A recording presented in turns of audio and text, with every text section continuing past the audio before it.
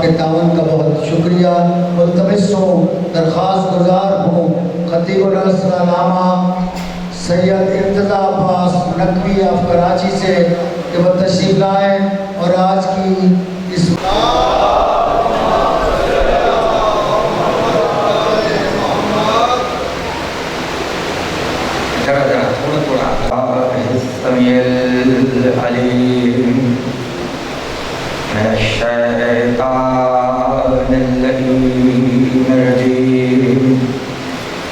बिस्मिल्लाहिर्रहमानिर्रहीम अल्हम्दुलिल्लाहि रब्बिल आलमीन वस्सलातु वस्सलामु अला अशरफिल अंबिया वल मुरसलीन खातमिन नबीयीन व शाफ़िइल महशर सय्यदनल मुसद्दद बशीरनल मुमज्जद नज़ीरनल मुअय्यद अल मुस्तफ़ल अमजद अल महमूदिल अहमद अबिल क़ासिम मुहम्मद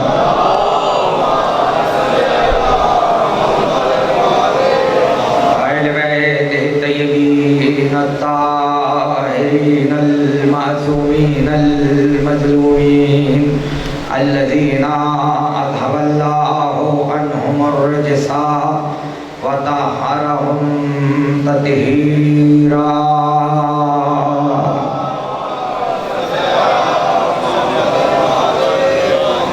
व लअनतुल्लाहि अला आदाइहिम व गासिबि हुकूक़िहिम व मुनकिरि फ़दाइलिहिम अजमईन।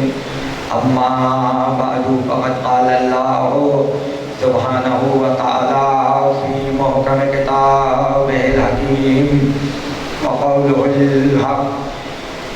बिस्मिल्लाहिर्रहमानिर्रहीम व मिनल लैलि फ़तहज्जद बिही नाफ़िलतन लका असा अन यबअसका रब्बुका मक़ामन महमूदा।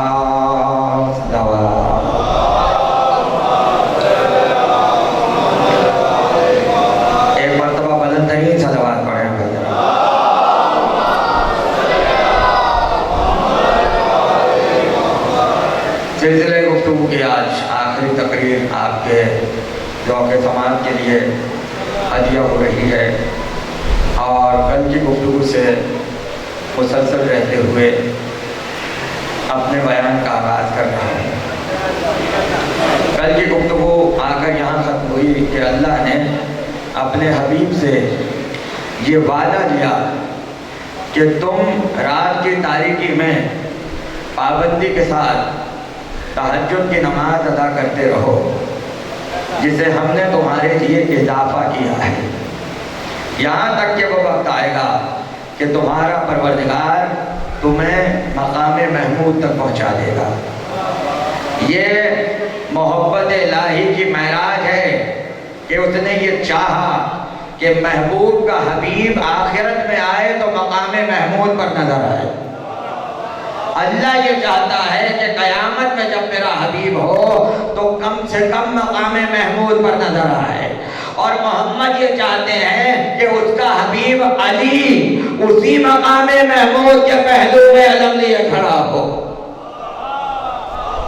भाई बहुत तवज्जो, अल्लाह जब वादा कर चुका हम तुम्हें मकाम महमूद तक पहुंचा देंगे, ए हबीब पाबंदी से तहज्जुद अदा करते रहो, अनकरीब तुम्हारा रब तुम्हें मकाम महमूद पर पहुंचा देगा। जब अल्लाह ये वादा कर चुका है कि हम मकाम महमूद तक पहुंचा देंगे, तो ये रमजान में कौन है दुआएं करने वाले कि जो पैगंबर को मकाम महमूद तक पहुंचा रहे हैं।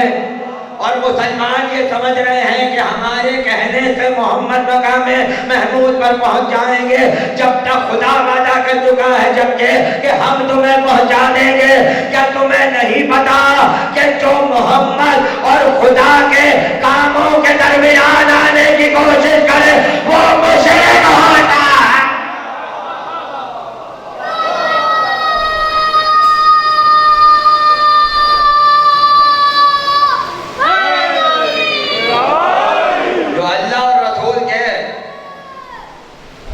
अल्लाह और रसूल के कामों के दरमियान में आने की कोशिश करे वो मुशरिक होता है। भाई बहुत तवज्जो कीजिएगा। इसका मतलब यह है कि अगर उम्मत ये समझ रही है कि हमारी वजह से रसूल मकाम महमूद पर पहुंच रहे हैं तो बस यही तो शिर्क की इब्तिदा हो जाती है। तो जहां दुनिया ये समझे कि हमारी वजह से मोहम्मद पहुंच गए वहां भी शिर्क होगा। और जो अली को मकाम महमूद से अलग समझते हैं उन्हें भी मुशरिक समझा जाएगा। परवरदिगार कह चुका है कि हम अपने हबीब को मकाम महमूद तक पहुंचा देंगे और यही वो मकाम महमूद है कि जिसे मकाम शिफाअत कहा जाता है। और अल्लाह ये चाहेगा कि पैगंबर मकाम महमूद पर आ जाए। हमने तो बचपन से यही सुना, ताइबान पहल नशीब फरमाए कि वो महमूद है, ये मोहम्मद है। भाई पूरी तवज्जो चाहता हूँ आप हजरात की। अब जरा इतना बता दीजिए जो मकाम महमूद होगा वो क्या होगा? मकाम महमूद की मैं क्या तशरीह करूँ? जब वो खुद कहते मैं महमूद हूँ तो इतना तो पता चल गया महमूद के मकाम पर महमूद ही को बैठने का हक है। मगर वो खुद नहीं बैठना चाह रहा बल्कि वो कह रहा है कि हम बिठाएंगे तो मोहम्मद को बिठाएंगे। और मोहम्मद के पहलू में जब अली को अलम देंगे तो उसे लिवाए हमद कहेंगे। हमद ही से मोहम्मद है और हमदी से महमूद है। भाई तवज्जो रहे, जो बुनियादी लफ्ज था वो अली के पास रखा। हमद का लिवा अली के हाथ में है। भाई बैठने वाला मोहम्मद है और जहां पर बैठा है वो मकाम महमूद है। और पैगंबर ने कहा कि लिवाए हमद का साया मेरे सर पर होगा, लिवाए हमद का साया मेरे सर पर होगा। और रास्ताए महशर में जिन जिन की सिफारिश होने वाली होगी उन सबके सरों पर भी लिवाए हमद का साया पहुंचेगा। अब किनके सरों पे पहुंचेगा ये बताने का तो वक्त नहीं है, मगर मुख्तसर इतना कहूंगा कि जो दुनिया में अल्लाह के साए में रहेगा वही आखिरत में अल्लाह के साए में रहेगा।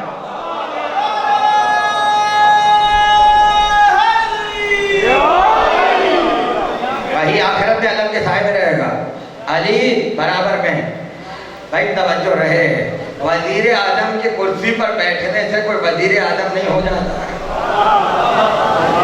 अगर कोई बहुत बड़ी सरकारी तकरीब हो, कुर्सियां लगी हुई हो और उन पर लिखा हो वजीर आजम, सदर, सेक्रेटरी, गवर्नर, और मजमे में से जाके कोई वजीर आजम की कुर्सी पे बैठ जाए तो क्या वजीर आजम हो जाएगा?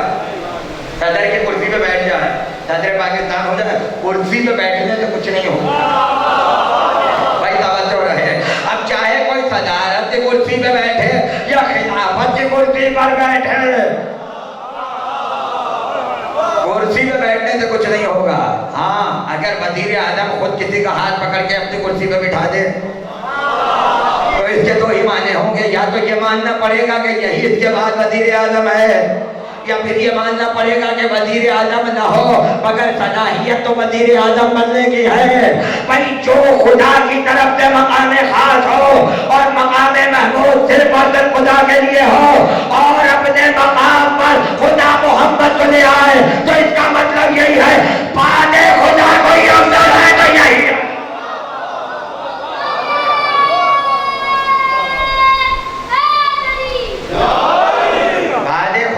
अगर कोई अफजल है तो यही है। भाई बहुत तवज्जो रहे, लिहाजा गुफ्तगू को आगे बढ़ाने के लिए एक और आयत का सहारा ले रहा हूँ और यही से बात आगे बढ़ जाएगी। मकाम महमूद पे आने के लिए शर्तें हैं, शराइत हैं। बिल्कुल उसी तरीके से इरशाद हुआ सूरह बकरा में, इन्ना आयता मुल्किही इयातियाकुमुत्ताबूतो फीहे सकीनतुम मिन रब्बिकुम व बक़िय्यतुम मिम्मा तरक आलु मूसा व आलु हारूना तहमिलुहुल मलाइका। तालूत की बादशाहत की अलामत यह है कि ताबूत सकीना नाज़िल हो जाएगा। फीहे सकीनतुम मिन रब्बिकुम, जिसमें तुम्हारे रब की तरफ से सुकून है। सुकून ताबूत में होता है। भाई बहुत तवज्जो है, जिसमें तुम्हारे रब की तरफ से सुकून है। उसके बाद कहा कि वबक़िय्यतु मिम्मा तरका आलु मूसा व आलु हारून, और उसमें आले हारून और आले मूसा के तरीके से छोड़ी हुई चीजों से बचाया हुआ सामान मौजूद है। बक़िया कहते हैं जिसे बचा लिया जाए। भाई तवज्जो रहे। तरका उसे कहते हैं जो छोड़ा जाए, बक़िया उसे कहते हैं जिससे बचा के रखा जाए। अब अगर खुदा किसी को बक़ियतुल्लाह बना दे, इसका मतलब है सब गुजर जाएंगे, वो बचाया हुआ है।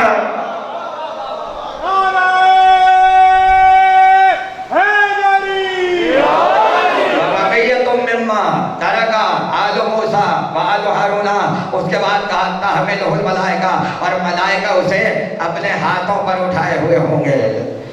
मलाइका ताबूत को अपने हाथों पर उठाए हुए होंगे। कुछ ताबूत ऐसे हैं कि जिन्हें मलाइका अपने हाथों से उठाते हैं, और या फिर यूं कह लो कि जो ताबूत उठाते हैं वो भी कार्य मलाइका कर रहे होते हैं, मगर हर ताबूत मलाइका नहीं उठाते। उसके लिए शर्त है कि उसमें अंबिया का तरका मौजूद हो, उससे बचाई हुई चीजें मौजूद हो। जिस ताबूत में अंबिया का तरका आ जाता है, फिर उसका आलम यह है कि मलाइका उसे अपने हाथों पर उठाते हैं। अब जाओ जाके तारीख में देखो कितने ताबूत हैं कि जिन्हें मलाइका ने अपने हाथों से उठाया। जुमला मसाइब का है, मगर मसाइब में कह रहा हूँ, 21 रमजान की शब को अली ने वसीयत करते हुए कहा, हसन और हुसैन मेरे जनाजे को पीछे से उठाना, आगे से खुद ब खुद उठेगा।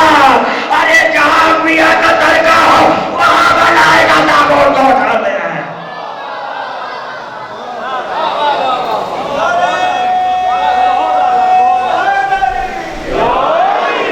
मलाइका ताबूत को उठाते हैं। अच्छा, अब यहाँ से एक बात और पता चल गई, मुसलसल रहिएगा मेरे साथ, इसलिए कि वक्त मेरे पास बहुत कम है। ताबूत में है तरका बचाया हुआ और मलाइका उठा रहे हैं। तो जो अंबिया छोड़ जाते हैं वो इतना मुकद्दस होता है कि मलाइका उठाते हैं। नहीं समझ रहे मैं क्या कह रहा हूँ? या फिर यूं कह दूं, जो तरका होगा वो उठाया जाएगा। अभी भी नहीं समझे? जो तरका होगा उसकी शान ये है कि उसे दबाया नहीं जाता है बल्कि उठाया जाता है। अब अगर पैगंबर कह दे इन्नी तारिकुम फीकुम सकलैन, मैं तरके में कुरान और इजरत छोड़ कर जा रहा हूँ, अब कुरान भी उठाया जाएगा। नहीं समझ रहे? इजरत को भी उठाया जाएगा। बस फर्क ये है, हमने असहाब के हाथों से कुरान को उठते हुए देखा और इजरत को मोहम्मद के कानों में उठते हुए देखा।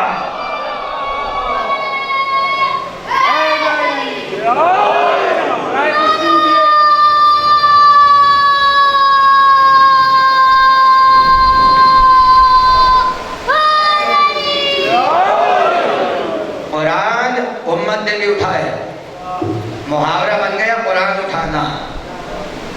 कुरान उठाइए, कहीं हिसाब किताब हो रहा, कुरान उठाओ। अब कोई हाथों पे उठा देता है, कोई सर पे उठा देता है। भाई तवज्जो है, रुखसती के वक्त भी कुरान उठा लिया जाता है। और कुछ ऐसे भी थे जिन्होंने अली के मुकाबले में कुरान उठा लिया। अब इससे बेहतर आज की मजलिस में जुमला क्या कहूँगा, भाई खारजियों ने भी अली के मुकाबले में कुरान उठाया और दाखिलियों ने भी कुरान उठा लिया। खारजियों ने कहा, माशाल्लाह आज के मजलिस में सारे नारे बच्चों की तरफ से लग रहे हैं। तरबियत पता चल रहा है।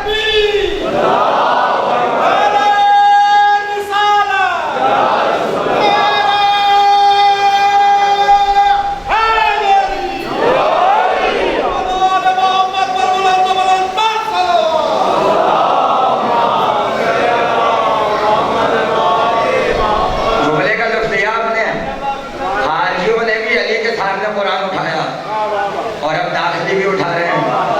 अब आप कहेंगे दाखिली कैसे उठा रहे हैं? खारजियों ने कहा हुक्म सिर्फ अल्लाह के लिए है, अली के लिए नहीं है। और दाखिलियों ने कहा अगर अली भी तकवा ना इख्तियार करें तो जन्नत में नहीं जा सकते। नहीं समझ रहे आप भाई, मुकाबला बराबर का है, अब मानना पड़ेगा, नतीजा भी बराबर का होगा। अरे जो हजर खारजियों का हुआ वही है तो दाखिलियों का भी होगा।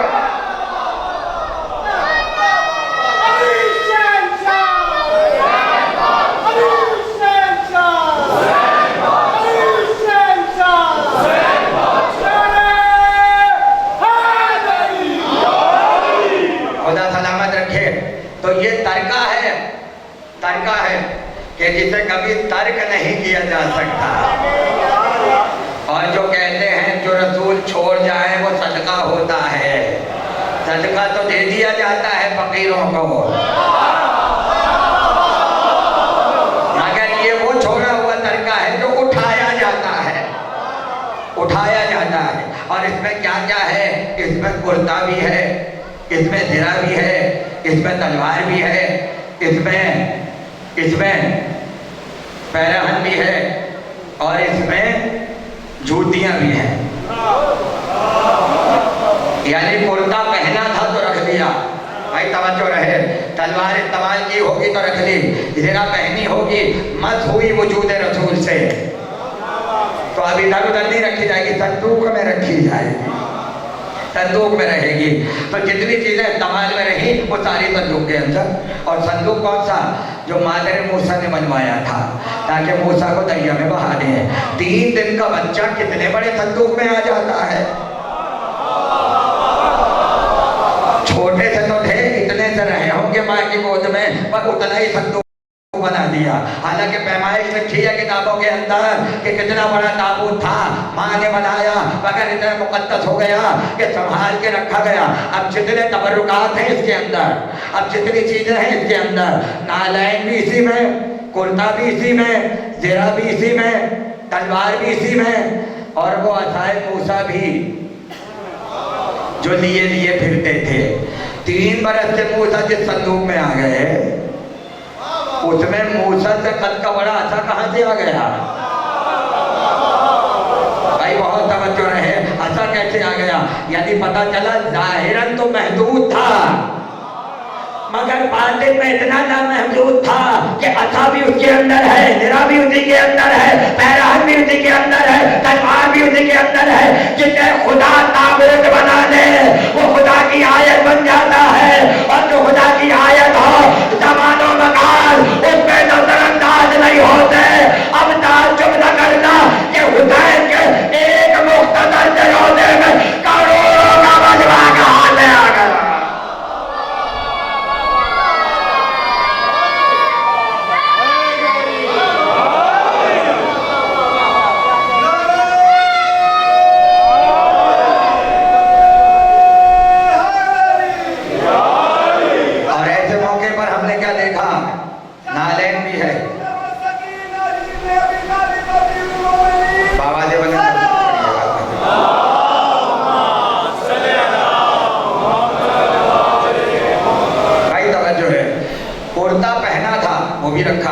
ज़िरा पहनी थी वो भी रखी, तलवार इस्तेमाल की वो भी रखी, असा हाथ में लिए रहते थे वो भी रखा, मगर नालैन तो खुदा ने उतरवा दी थी मूसा से।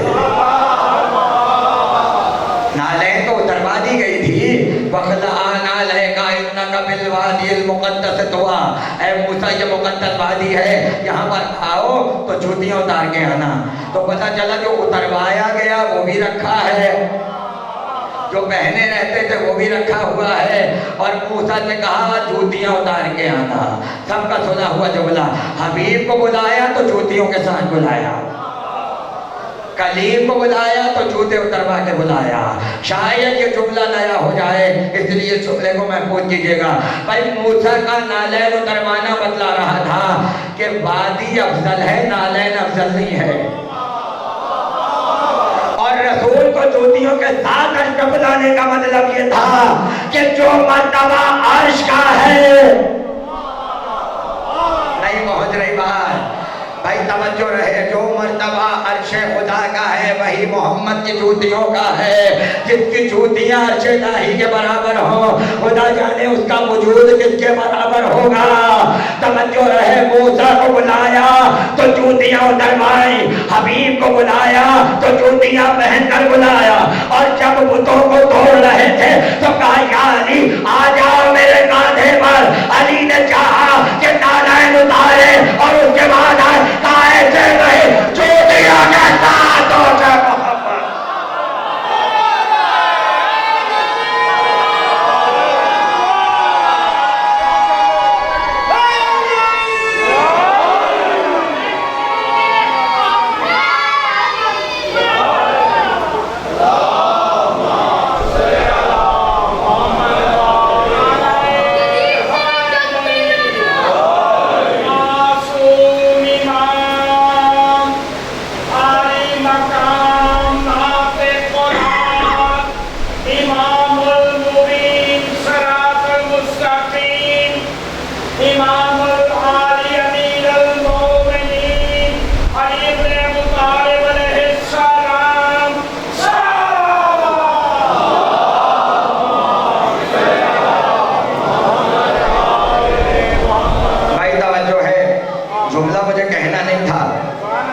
मगर अब जब इतने नारे लग गए हैं तो एक जुमला मेरा और सुन लीजिए।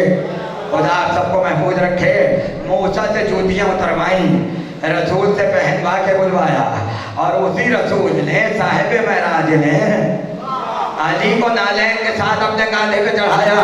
बतलाना ये था वादी अफजल है, जूतियां अफजल नहीं है तो जूतियां उतरवा दी थी। और मोहम्मद को अर्श पे बुलाया ताकि बता दिया जाए कि नालैन मोहम्मद और अर्श मर्तबे में बराबर है। अब अगर अली को यही रसूल अपने कांधे पर जूतियों के साथ चढ़ाए तो इसका मतलब है कि मोहरे नबूवत और अली की जूतियां बराबर है।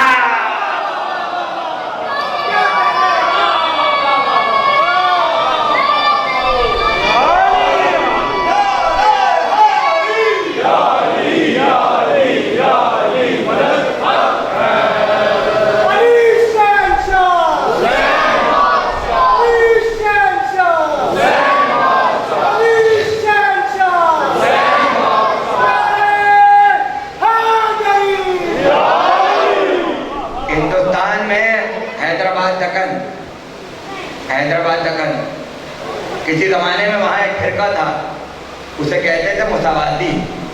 क्या कहते थे? मुसावादी। यानी वो ये कहते थे कि मोहम्मद और अली बिल्कुल बराबर है, बिल्कुल बराबर है।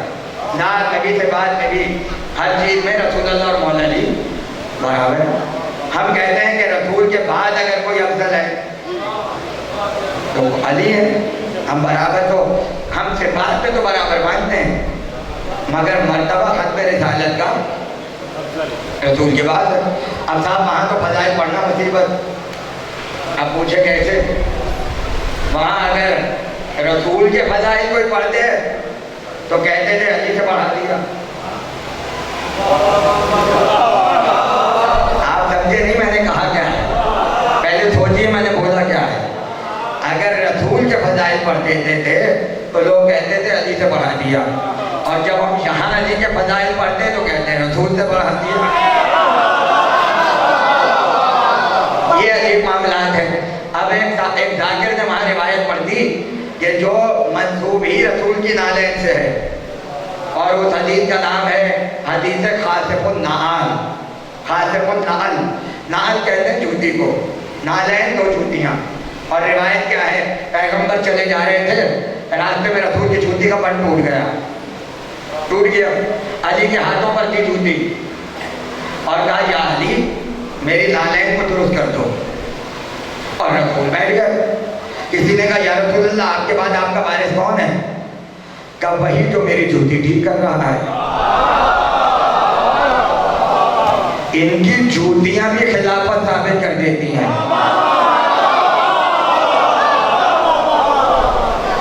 अब अकादुल अनवार की पूरी एक जेल जल्द हदीस खासिब नाल पर है, जिसमें अहले सुन्नत के हवालों से साबित किया है कि अली की खिलाफत बिला फजल इस हदीस से साबित हो जाती है। अब बताइए साहब, हकामा हो गया, कहने लगे अली के हाथ में रसूल की जूतियां, तौबा तौबा तौबा, अली की तौहीन कर दी।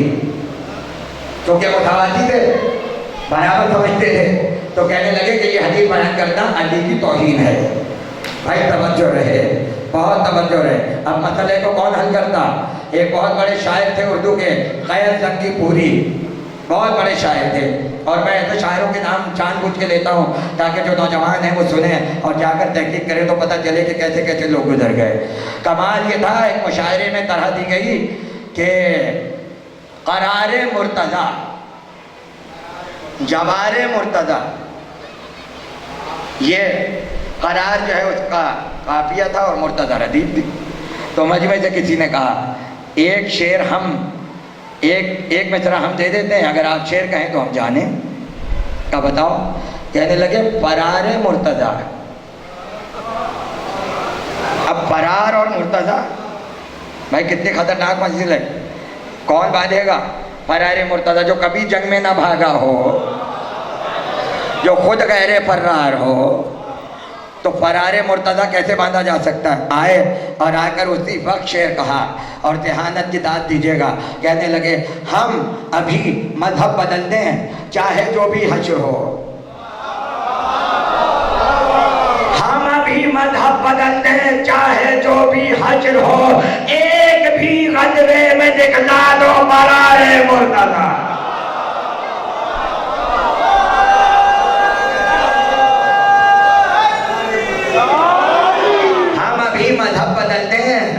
मजहब बदलते हैं चाहे जो भी हश्र हो, एक भी गजबे में दिखला दो फरारे मुर्तज़ा।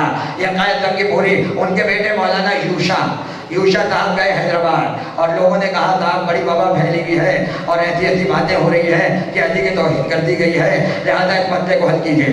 तो मौलाना मेंबर पर गए और कहने लगे जवाब बाद में दूंगा, सबसे पहले मजमा आकर बैठे, जिन्हें एतराज़ है वो आकर मजमे में बैठे, उसके बाद जवाब दूंगा। भाई सारी जुमन आकर बैठ गई, मजलिस शुरू की, इधर उधर की बातें की। उसके बाद कहने लगे पूरे वाक़े को बयान किया कि किसी ने आकर ऐसे ऐसे हदीस पढ़ी कि रसूल ने कहा कि मेरे बाद मेरा खलीफा वो है कि जो मेरी जूती दुरुस्त कर रहा है। उसके बाद एक जुमला कहा, कहने लगे क्योंकि उस वक्त रसूल की जूती अली के हाथ में थी, तो ये जुमला कह दिया। जुमला सुन लीजिए, अभी पूरा नहीं हुआ है। क्योंकि उस वक्त अली के हाथ में जूती थी, तो ये कहकर चुप हो गए कि जिसके हाथ में मेरी जूती है वही मेरे बाद वारिस होगा। अगर फतेह मक्का में वो तोड़ते और उस वक्त कोई आगे कहता कि या रसूल अल्लाह आपका वारिस कौन है, तो कह देते वही है जिनकी जूतियां मोरे नबी के ऊपर है।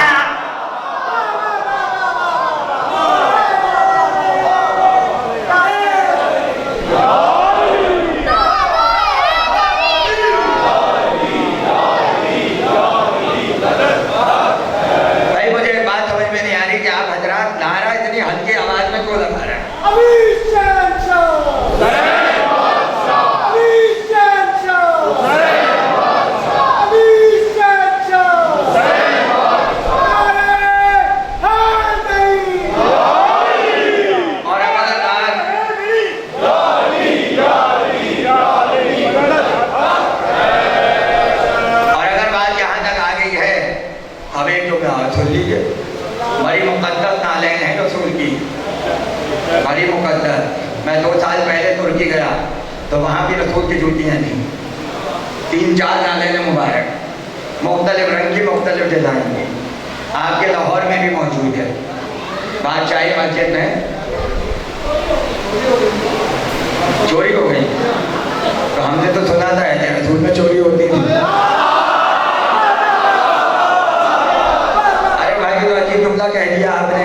चलिए लाहौर से भी चोरी हो गई, अब ये तो नहीं कहूँगा कोई लाहौरी रहा होगा जो चुरा के ले गया होगा, या फिर मैं ये कहूँ कि अहले रसूल में कोई लाहौर वाले थे जो चुरा लेते होंगे, मगर नाम तो किताबों में मौजूद है कौन चुराता था, कौन ले जाया करता था। और जब रसूल ने देखा कि जूतियां नहीं हैं और किसी को खजूरें खाते हुए देखा तो पूछा कि मेरी जूतियां कहाँ हैं और ये तुम क्या खा रहे हो? कहा या रसूल अल्लाह आपकी जूतियां खा रहा हूं। अरे भाई जुमला जाया मत कीजिएगा। कुछ यूं रसूल की जूतियां खाते हैं और कुछ यूं रसूल की जूतियां। बड़ी मुकद्दस नालैन है रसूल की। आज दुनिया भर में बिखरी पड़ी है, हर म्यूजियम में, और जाकर पूछिए मिली कहाँ से मिल गई रसूल की नालैन। अब दुनिया इस पर तहकीक करे कि साहब रसूल ने किस चीज को अपनी नालैन दी, किस चीज को रसूल ने अपनी जूतियां दी। पूरे चैप्टर है इस पर कि पैगंबर की नालैन कैसी थी। आज शबी बनाई जाती है, गले में पहना जाता है, पगड़ियों पे लगाया जाता है। शबी का इतना जूती की शबी कोई बना ले तो उसका इतना। और उम्मत का मसला ये है कि जो चीजें रसूल से मंसूब हैं सारी तवज्जो उसी पर है। भाई मोहम्मद खजरा हो गया, हर मस्जिद में मोहम्मद खजरा लगा है। रसूल के अमामों का जिक्र है, कभी गुलाबी पहनते थे, कभी पहनते थे, कभी सफ़ेद, कभी काला। तो कई तरह की पगड़ियाँ माशाल्लाह चली आ रही हैं। मिसवाक, सुरमा, पायचों का ऊपर होना, सारी चीजें जो रसूल के मंसूब रही, जो रसूल के तरीके थे, आज तक चले आ रहे हैं। अब सुनिए, छठे इमाम हाथ में पैगंबर का असा था, वही असा जो रसूल हाथ में लिए चलते थे। इमाम अबू हनीफा आए और कहा, अरे जाफर सादिक जरा रुक जाइए, मैं रसूल के असा को तो चूम लूं, रसूल को ऐसा को तो चूम लूं। एक मर्तबा इमाम ने देखा कि असा को थामे हुए थे, कलाई यहाँ पर है और चूमने वाला असा को चूम रहा है। कहने लगे, इस असा से मेरा हाथ अफजल है।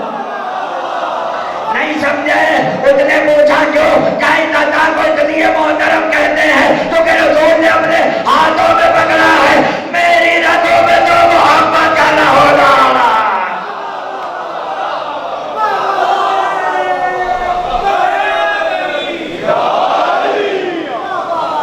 यही फर्क है भाई, यही फर्क है। अब हसन अगर कांधे में बैठे हो और आकर कोई बच्चा कह दे या रसूल अल्लाह मुझे भी बिठा दीजिए यहाँ पर। अब ये कौन से बच्चे थे जो बचपन में वहां बैठना चाहते हैं जहां मासूम बैठता है, और जब यही बच्चे बड़े हो जाएंगे तो क्या करेंगे? कुछ लोगों की नजरें बचपन से थी कि वहां बिठा दीजिए जहां हसन बैठे। अब पैगंबर तो पैगंबर थे, जेब में हाथ डाला, अखरोट निकाले, अखरोट 8 अखरोट निकाल के सामने रखे और कहा, अखरोट खाओगे या यहाँ बैठोगे? नहीं समझ रहा है।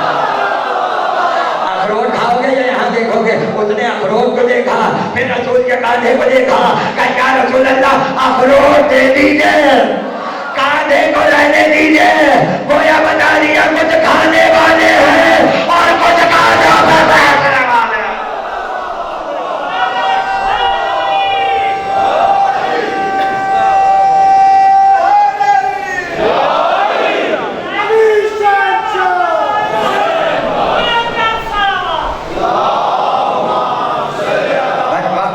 नहीं है, मैं गुफ्तगू को समेट रहा हूँ। तो आपने गौर किया कि हमारे यहाँ आल है, उम्मत के नजदीक तबर्रुकात हैं।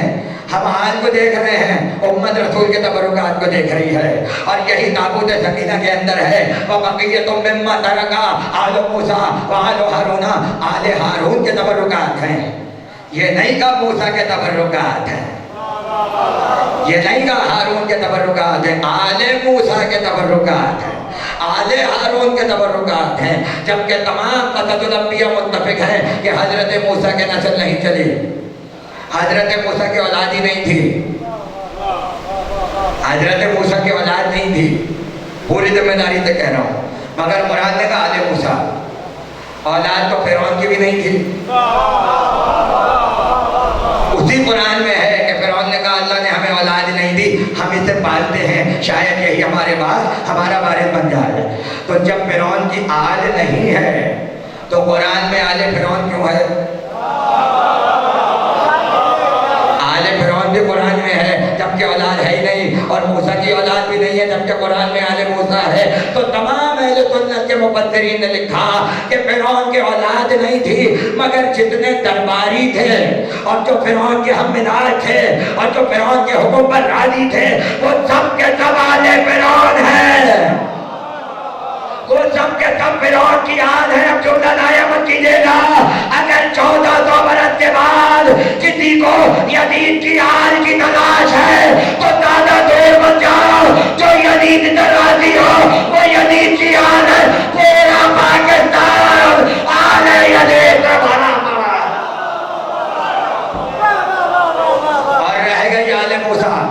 आले मूसा मूसा के बेटा नहीं है, मगर फखरुद्दीन राजी अहले सुन्नत के मशहूर मुफस्सिर अपनी तफसीर कबीर में लिखते हैं कि मूसा के औलाद नहीं थे, मगर उसके बावजूद अल्लाह ने आले मूसा का जिक्र किया। क्यों?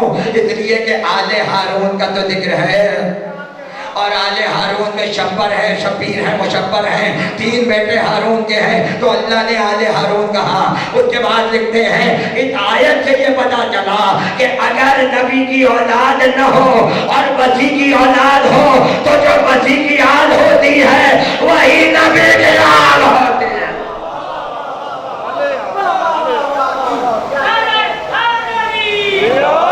जो वसी की आल होती है वही नबी की आल होती है। खुदा आपको सलामत रखे, वक्त नहीं है मेरे पास। इसलिए यही कहा था कि दुनिया का शजरा उसी से चलता है, मगर मेरे नस्ल को अली की पुश्त जारी रखा। जो वसी की औलाद होगी वही नबी की औलाद होगी। और सारी चीज़ें ताबूत सकीना के अंदर है। भाई तवज्जो है। और अगर उम्मत इसकी तहकीर करेगी तो खुदा उठा लेगा, और उठा दिया। तहकीर कैसे की? खाली कमरे में बंद करके चले गए। ये ताबूत का एहतराम है?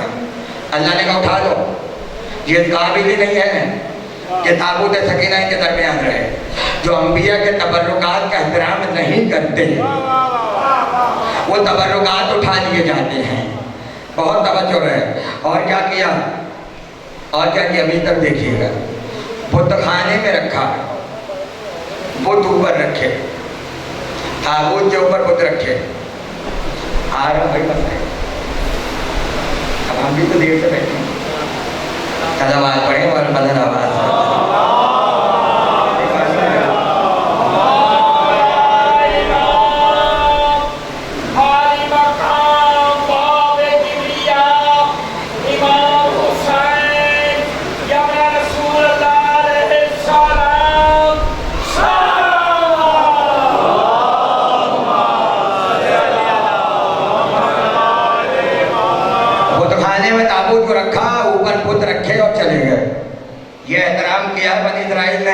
तो अब क्या हुआ? जब आते थे और दरवाजा खोलते थे तो बुत टूटे होते थे और ताबूत सलामत होता था। अगले दिन फिर बुतों को ताबूत पे रख देते थे। अब जब आके देखते थे बुत नीचे होते थे, ताबूत ऊपर होता था।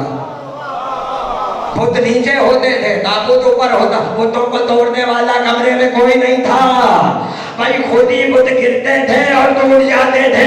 अब समझ में आया कभी कभी अंबिया का तड़का भी बुत शिकन हो जाता है।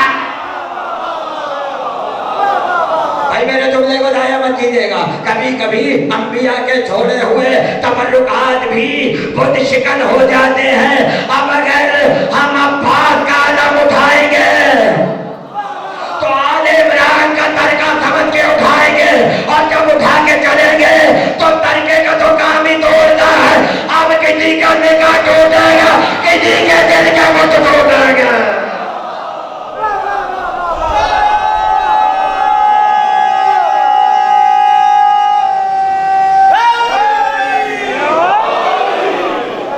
ताबूत सकीना, और इसे तालूत की बादशाहत की अलामत कहा।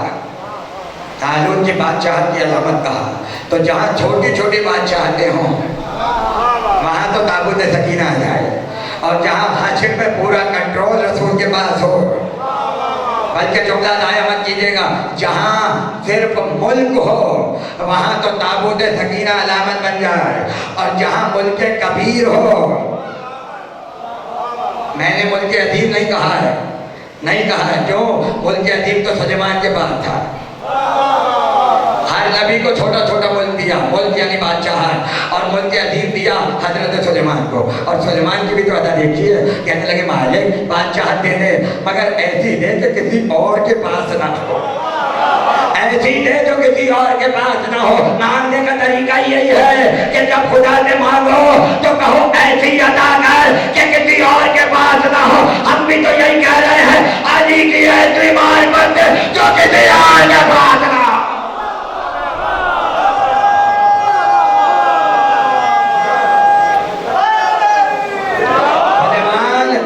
अजीम रखते हैं, हर नबी छोटा छोटा मुल्क रखता है, बादशाह, मगर सुलेमान मुल्क अजीम और अली मुल्क कबीर। अली मुल्क कबीर सिर्फ एक जगह है कुरान में। बहुत तवज्जो। अब अगर आप फर्क जानना चाहते हैं तो फर्क एक जुमले में सुन लीजिए कि मुल्क अजीम में और मुल्क कबीर में क्या फर्क है। जहां एक अंगूठी पे पूरा मुल्क चल रहा हो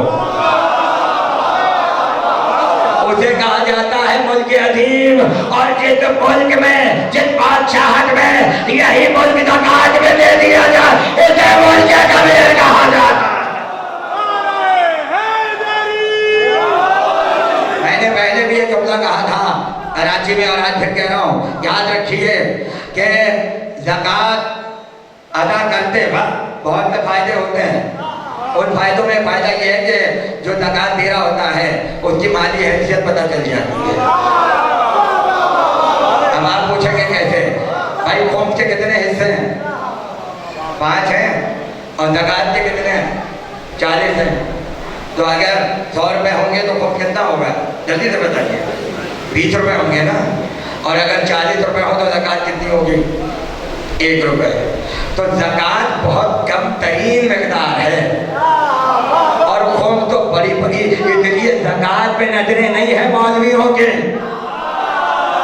ज़कात में तो कुछ मिलता ही नहीं है, सारा तो खौफ के अंदर है। और हमसे ज़्यादा ज़कात देने वाला कौन होगा? हमसे ज़्यादा कौन होगा? इसलिए कि हम तो अली के अलावा किसी को ज़कात देते ही नहीं है। यही तो कहा था कबीला बनी हनीफ वालों ने कि हम ज़कात नहीं देंगे, तो लोगों ने इल्जाम लगाया मुर्तद हैं, ज़कात के मुनकिर है। नहीं, वो कह रहे थे हम अली को नहीं देंगे, मुनकिर ज़कात नहीं थे, बल्कि कह रहे थे अली को देंगे। आज तक वही सिस्टम है। बैंक में जब अकाउंट खुलता है तो पूछा जाता है शिया है या सुन्नी? नहीं समझेगा। अब ये मत कहिएगा किसी का बैंक अकाउंट नहीं है। क्यों साहब, शिया सुन्नी का ताल्लुक बैंक से क्या है? कहने लगे अगर आप सुन्नी हैं तो आपकी ज़कात हम खुद ही काट लेंगे, और अगर आप शिया हैं तो आपकी ज़कात नहीं काटी जाएगी। आज भी हम गैरों को ज़कात नहीं दे रहे हैं, आज भी हम गैरों को ज़कात नहीं दे रहे हैं। और ज़कात का मसला तो ये है कि बड़े बड़े शिया हो जाते हैं ताकि बैंक बैलेंस खाली ना हो जाए। पैसे के मामले में सब काफिर हो जाते हैं। अब अगर कोई मिले तो पूछिएगा शिया कौन से वाले हैं? बैंक वाले हैं या वो जो अली वलीउल्लाह वाले हैं? भाई तवज्जो कीजिएगा।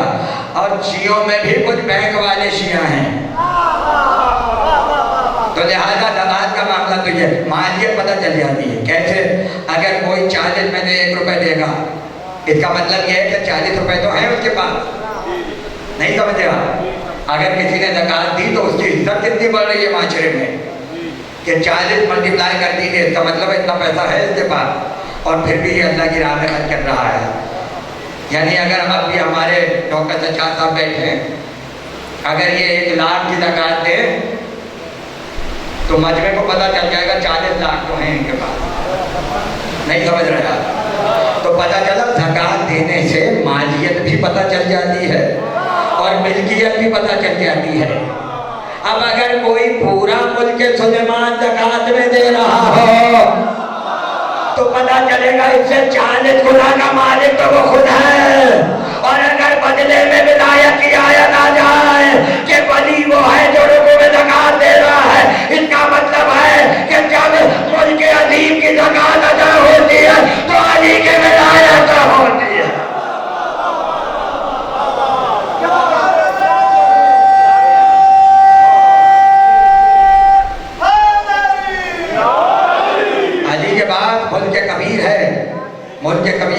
और यही वो मुल्क कबीर है जो मकाम महमूद तक ले आएगा। हो गई तकरीर, इससे ज़्यादा कुछ कहने की गुंजाइश नहीं है। ये मकाम महमूद है, ये मकाम शफाअत है कि जिसके लिए रसूल ने कहा फातिमा क्या तुम इस पर खुश नहीं हो कि अल्लाह ने तुम्हें मकाम महमूद अता किया। हुसैन की ज़ियारत में जिक्र है कि हम हश्र में आपको मकाम महमूद पे देखेंगे। इमाम रिज़ा की ज़ियारत में जिक्र है कि अल्लाह हश्र में आपको मकाम महमूद तक पहुँचाएगा। 12 के 12 होंगे मकाम महमूद पर, और शान ये होगी कि सबसे बड़े मेंबर पे रसूल होंगे। एक तरफ हसन, एक तरफ हुसैन, पहलू में अली अलम लिए हुए, और फिर जहरा की सवारी आएगी, और 12 के 12 वारिस पैगंबर के साथ होंगे। और भी नाम हैं, हमजा भी होंगे, जाफर तैयार भी होंगे, कुछ और लोग होंगे जो मकाम महमूद पर पहुंचेंगे। तो कुछ और फरमाया आपने कि मैंने क्या कहा, ये मकाम महमूद का मजमा है जो मैं गिनवा रहा हूँ, और सामने अंबिया पूरी उम्मत लिए हाथ जोड़े खड़े हैं। अरे ये कहें तो हम बख्शे जाएं, ये कहें तो हम बख्शे जाएं। और ऊपर मकाम महमूद पे आलम यह है कि जाफर खड़े हैं, हमजा खड़े हैं, अली खड़े हैं, फातिमा खड़ी हैं, और 12 के 12 वारिस खड़े हैं। मकाम महमूद पर जितने खड़े होंगे उनके रिश्तों का अंदाजा कर लीजिए। या तो रसूल का चचा है, या चचा का बेटा है, या रसूल का बेटा है, या रसूल की बेटी है। गुजरान वालों का कोई निकल नहीं रहा। जो अपने घर वाले होंगे वो आएंगे मकाम महमूद पर, और वहीं पर फैसला होगा। ऐसे मौके पर पैगंबर ने कहा जालिम की शिफाअत नहीं होगी। आखिरी जुमले हैं तकरीर के, जालिम की शिफाअत हम नहीं करेंगे, कितना बड़ा नमाजी हो, मगर अगर जालिम है तो हमारी शिफाअत का हकदार नहीं है। किसी ने पूछा या रसूल अल्लाह जालिम कौन है? कहने लगे जो आले मोहम्मद को उनके मर्तबे से हटाए वो जालिमों में है। अब चाहे बाहर वालों में हो या अपने वालों में हो, या फिर लाहौर की मस्जिद से आवाजें आ रही हो, जो भी विलायत अली में कमी करे या दादारी के खिलाफ हो दे, वो जान ले वो जालिम है, और जालिम का मकाम महमूद में कोई काम नहीं।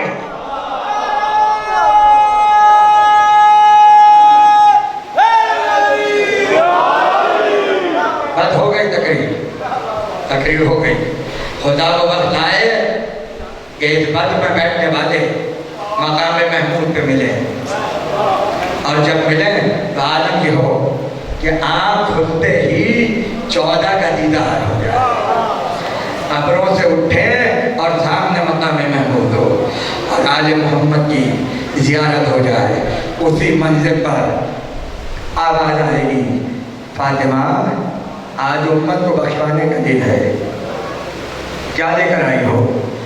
पहलू से 2 कटे हुए बाजू निकाले और कहेगी पूरी उम्मत की शिफाअत के लिए मेरे अब्बास के, मेरे बेटे अब्बास के 2 कटे हुए बाजू काफी हैं। उसके बाद आवाज़ आएगी फातिमा कुछ और लेकर आई हो।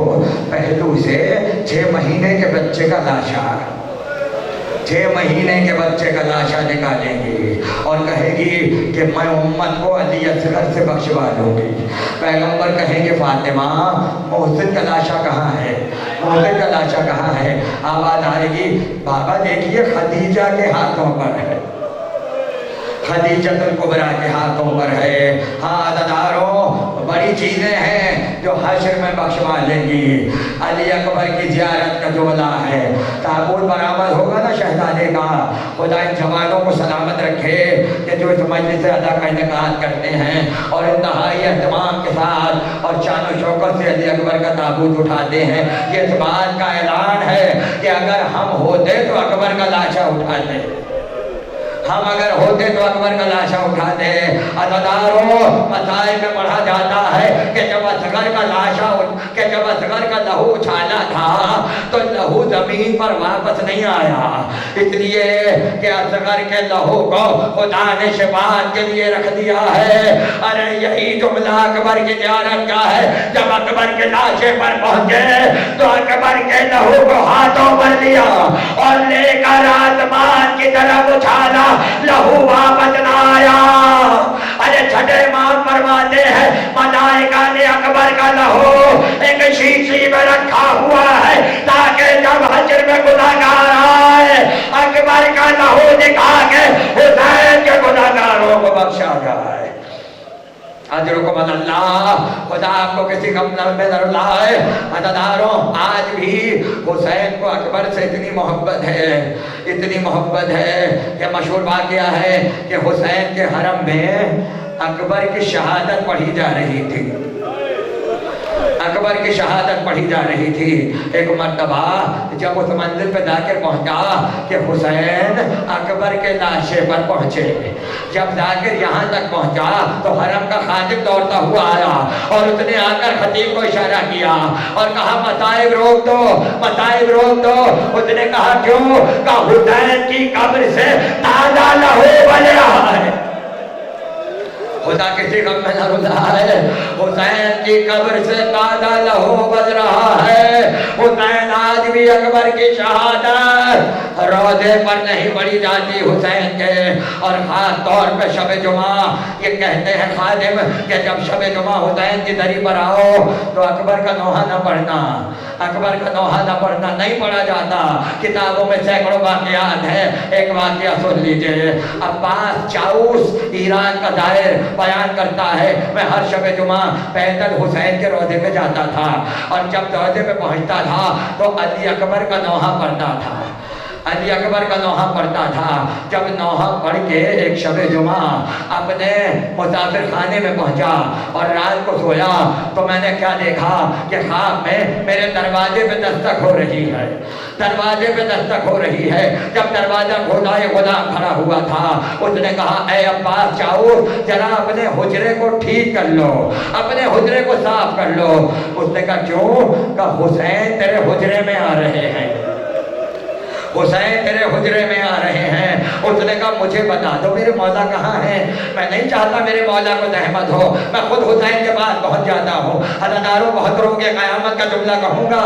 उसने कहा नहीं, हुसैन ने खुद कहा है, हुसैन ने खुद कहा है कि मैं जाऊंगा उसकी ज़ियारत करने जिसने मेरे अकबर का नोहा पढ़ा है।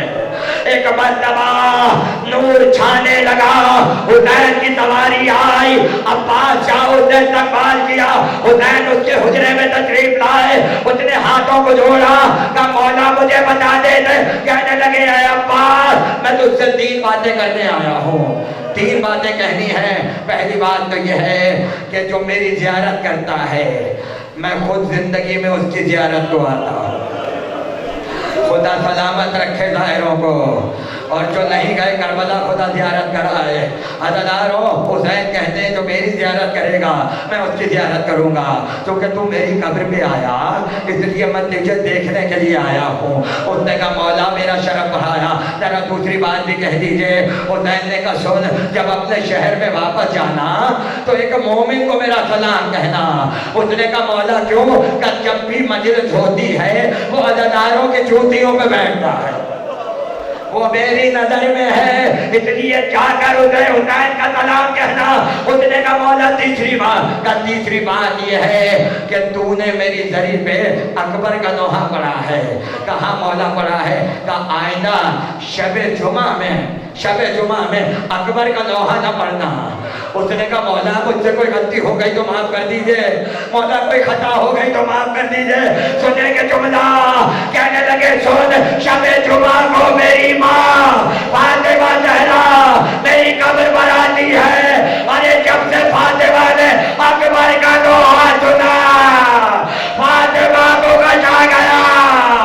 आइना शबे जुमा अकबर का नोहा न पढ़ना। आखिरी जुमले अज़ादारों, आखिरी जुमले। हुसैन ने अकबर का लाशा उठाया,